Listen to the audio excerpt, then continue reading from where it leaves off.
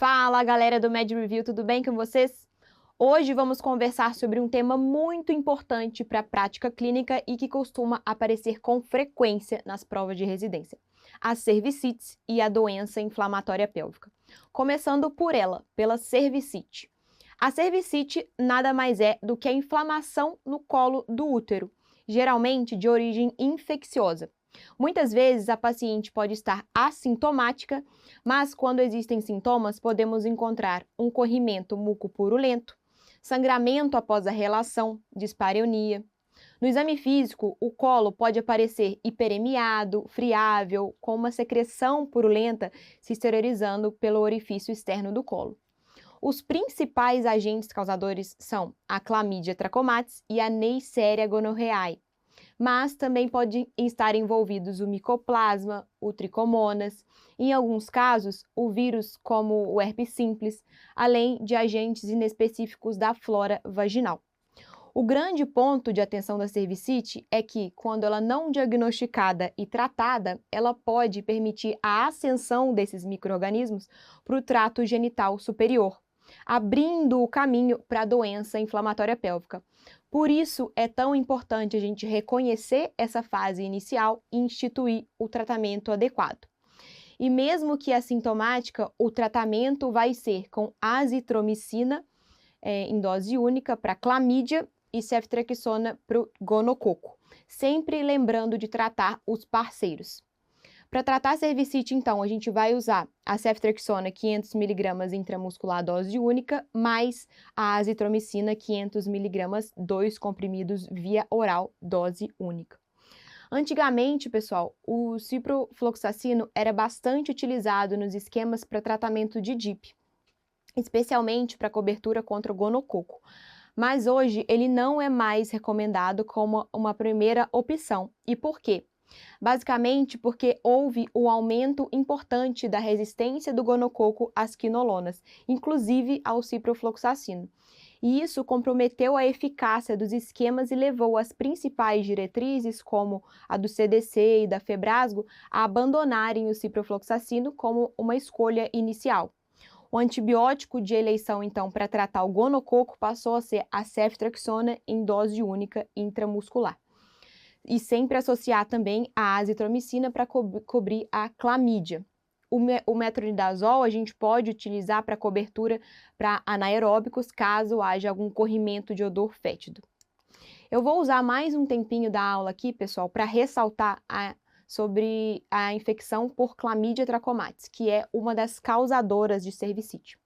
A infecção por clamídia, ela é frequentemente assintomática e mesmo na ausência de sintomas é muito importante a gente iniciar o tratamento ao receber, por exemplo, resultados sugestivos de clamídia no Papa Nicolau, para a gente prevenir complicações graves como a doença inflamatória pélvica, a infertilidade ou uma gravidez ectópica. O tratamento ele vai evitar essa progressão da infecção e a transmissão para parceiros sexuais. Vamos aproveitar aqui e resolver essa questão aqui que caiu no Sírio-Libanês em 2024. Uma adolescente de 16 anos refere variedade de parceiros sexuais nos últimos 6 meses. Apresenta ao exame ginecológico de rotina um corrimento branco acinzentado bolhoso, um colo uterino avermelhado, canal endocervical sangrante facilmente. Está em uso de implante subcutâneo de etonogestrel, que é o Implanon, e refere o uso irregular de preservativo masculino. Ela foi atendida na UBS e que não se dispõe de exames para identificar o agente patológico envolvido. A conduta, qual vai ser? Pessoal, qual vai ser a conduta aqui? A gente sabe que o que trata a cervicite é ceftriaxona e azitromicina. A gente não vai utilizar ciprofloxacino nem levofloxacino, então a resposta correta é a letra A. Aproveitando aqui para resolver mais uma questão, essa aqui que caiu na Unesp 2022, mulher de 30 anos assintomática retorna para buscar o resultado do seu Papa Nicolau, cujo resultado é sugestivo de clamídia. Assinale a alternativa correta. Como eu falei para vocês, a clamídia, mesmo que assintomática, que é a maioria dos casos, a gente vai instituir o tratamento independente dos sintomas. Então, a resposta correta é letra B. Beleza? Agora que fechamos cervicite, podemos progredir para DIP, a doença inflamatória pélvica. Pausa estratégica aqui, pessoal. Deixa eu contar um segredinho aqui para vocês. Você aprende mais rápido com a Med Review porque a gente não ensina como todo mundo. Aqui tem neurociência aplicada, didática refinada e aulas feitas para você entender de verdade os conteúdos, sem enrolação. E o resultado disso, você aprende mais, guarda mais e chega mais preparado para as provas. E se você quer continuar os seus estudos com a Med Review, clica aqui no link da descrição ou aponta a câmera do celular para o QR Code que vai aparecer na sua tela. E claro, não se esquece de se inscrever aqui no nosso canal do YouTube, ativar o sininho para você não perder nenhum conteúdo. E falando nisso, vamos voltar para a aula. A doença inflamatória pélvica é o conjunto de processos inflamatórios que afetam o endométrio, as tubas, os ovários e até o peritônio. Geralmente, ela é polimicrobiana. O processo começa justamente lá no colo do útero, com os agentes clássicos como clamídia e gonococo, que ascendem para o endométrio e a partir daí se torna uma infecção polimicrobiana. Essa inflamação ela pode evoluir para piossalpinge, abscesso tubovariano e até a ruptura que vai causar a peritonite. Dentre os fatores de risco, a gente destaca aqui os múltiplos parceiros sexuais, o sexo desprotegido, uma história prévia de outras ISTs e o antecedente de DIP. O quadro clínico, pessoal, é em sua maioria subagudo, insidioso, vai se arrastando, passando despercebido. Por isso, é importante a gente sempre acender o alerta diante desses sintomas obrigatórios. A dor abdominal pélvica associado à dor à palpação de anexos e a dor à mobilização do colo constituem os critérios maiores, pessoal. E essa dor ela pode ser acompanhada de um critério menor, pelo menos, que são febre, corrimento vaginal anormal, aumento de provas inflamatórias como PCR ou VHS, a leucocitose no hemograma, além do isolamento laboratorial de micoplasma ou gonococo ou clamídia. Pessoal, o diagnóstico de DIP é essencialmente clínico. Precisamos ter os 3 critérios maiores associados a um critério menor. Mediante o achado desses critérios, a gente vai tratar essa paciente. Mas será se existe algum diagnóstico de DIP mediante apenas um critério? Precisamos desse tanto de critério diagnóstico para tratar a DIP? Daí, pessoal, eu falo para vocês que existem os critérios elaborados. Esses são mais específicos e, quando presentes, praticamente confirmam a doença inflamatória pélvica. Entre eles estão a evidência da biópsia endometrial mostrando endometrite, a presença de abscesso tubovariano em imagem, como ultrassonografia, tomografia ou ressonância magnética, e a evidência de DIP na laparoscopia, como a síndrome Fitzhugh-Cutts, que são essas aderências periepáticas secundárias a uma peritonite por conta de uma DIP. Logo, o diagnóstico de DIP é mediante a 3 critérios maiores mais um menor, ou na presença de apenas um critério elaborado. Beleza, pessoal? Esse slide é super importante. Vocês pegaram até aqui? E como vamos tratar essa paciente? O ponto fundamental é que a antibiótico-terapia ela deve ser iniciada de forma precoce e empírica. Mas é importante saber que o tratamento ele depende do estadiamento da doença. Estamos diante, então, de um quadro leve? Ou temos alguma complicação, como abscesso? Tem sinais de peritonite? Vamos precisar internar essa paciente? No estádio 1, temos uma endometrite ou salpingite sem sinais de peritonite. Esse é o quadro mais leve. A paciente pode ser tratada de forma ambulatorial, com antibiótico-terapia via oral, somado a medidas gerais, o acompanhamento de dor e febre. A chave aqui, pessoal, é a reavaliação. Se em 48, 72 horas a paciente evoluir bem, sem febre, com alívio de dor, basta a gente completar esse tratamento aí com antibiótico via oral. Mas, se a gente perceber que houver alguma piora da dor ou persistência da febre, é preciso internar essa paciente e tratar como estadio 2. E vale lembrar também que se a paciente for HIV positiva ou não tolerar antibiótico via oral, mesmo sem peritonite, ela deve ser tratada como estadio 2. E no estadio 2, então, como que a gente vai tratar? No estadio 2 já existe DIP com peritonite. No estádio 3, temos DIP com um abscesso tubovariano, porém ele é íntegro. E no estádio 4, a gente tem um cenário mais grave, com um abscesso roto ou maior do que 10 centímetros. Podemos ter também nesse estádio 4 sinais de sepse ou instabilidade hemodinâmica. Os estádios 2, 3 e 4 são tratados com internação e antibiótico endovenoso, devido a uma maior gravidade desse quadro. A prioridade aqui é a estabilização hemodinâmica da paciente, seguida com antibiótico terapia endovenosa. E no estádio 4, particularmente, a gente precisa de uma abordagem cirúrgica, seja por laparotomia ou laparoscopia, para a gente drenar esse abscesso e controlar a infecção, além da lavagem da cavidade. E mesmo após a cirurgia, essa paciente deve permanecer em observação rigorosa com uma reavaliação diária, tá bom? Agora que já entendemos que os estádios 1 faremos antibióticos via oral e nos estádios 2, 3 e 4 internação e antibiótico endovenoso, quais são os antibióticos que a gente vai utilizar?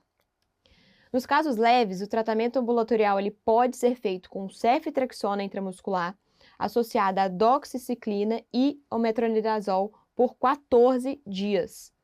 A dose de ceftriaxona é de 500 mg dose única intramuscular, associados ao metronidazol 500 mg de 12 em 12 horas por 14 dias e doxiciclina 100 mg de 12 em 12 horas por 14 dias.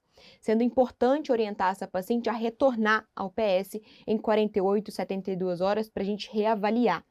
Se houver uma melhora, a gente mantém esse esquema até completar o tratamento, porém, se a gente vê alguma ausência de resposta, a gente vai internar essa paciente para antibiótico endovenoso.